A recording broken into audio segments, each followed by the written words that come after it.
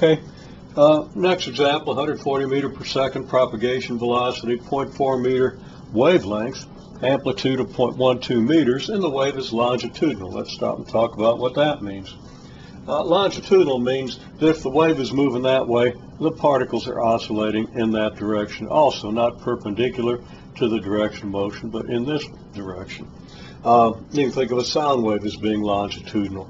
The pressure gets pushed from here and propagates in that direction, and as the pressure moves past a point, it causes particles to move this way, not this way.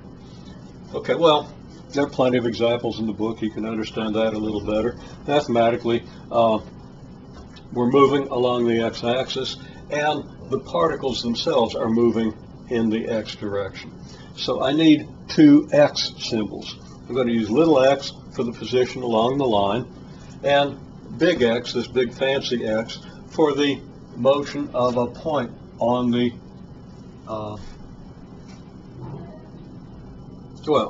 big X of t is going to stand for the simple harmonic motion of the point at x equals 0.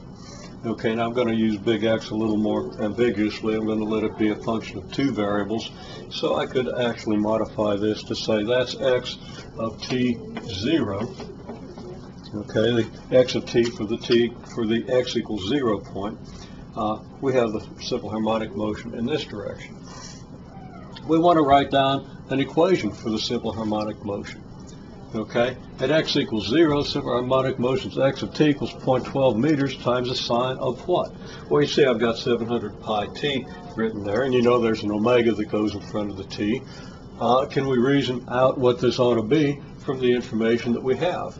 Well, if you think just of 1 second's worth of the wave, in 1 second you got 140 meters of wave that appears. And those are 0.4 meter waves. By 0.4 meter waves, I mean wavelength 0.4 meters. And I've been a little sloppy with the notation there. I don't see my, that'll be in there, orange chalk. Yeah, I don't see it. Oh, here it is. Got down to the floor. So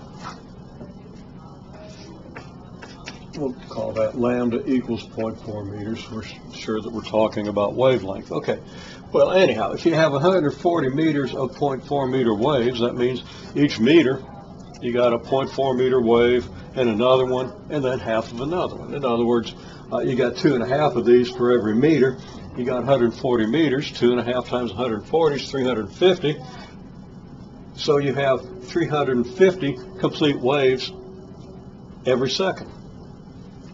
350 peaks every second. And every peak occurs once every 2 pi radians of revolution around the unit circle and or the reference circle, so that we have 350 waves times 2 pi, 700 pi radians per second. So that's 700 pi radians per second. I didn't write the radians per second. I'm not going to throw it in there, but we understand that that is 700 pi radians per second. And that's then multiplied by the t. Now, what's our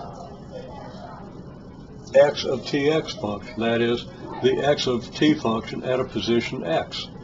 Well, at a position x, we have, again, a time delay by the same reasoning as before. The time delay between the x equals 0 motion, which is this, and the motion at position x is going to be x divided by 140 meters per second. So we have 700 pi times the quantity t minus x over 140 meters per second. Excuse me, and that's what's going on at position x. Now we can multiply that out. I'm going to have to stop and cough here. Now I've gone ahead and distributed the 700 pi radian per second angular velocity, or angular frequency, through the t minus time delay, the t minus the x over 140 meters per second. And I've got now 700 pi radians per second times t. I've gone ahead and inserted the units here. Minus 5 pi radians per meter times x. Now, multiplying through by radians per second, I got radians per second over meters per second. The per seconds divide out, and I end up with radians per meter. Okay, so my equation now becomes 0.12 meters, there's your amplitude, times the sine of 700 pi radians per second times t, that's just your angular frequency corresponding to 140 meters per second of 0.4 meter wavelengths, minus the 5 pi radians per meter multiplied by x. Now, again, the 700 pi radians per second is just your angular frequency.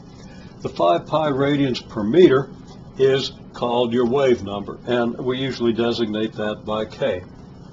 So that this is of the form amplitude times the sine of omega t minus kx.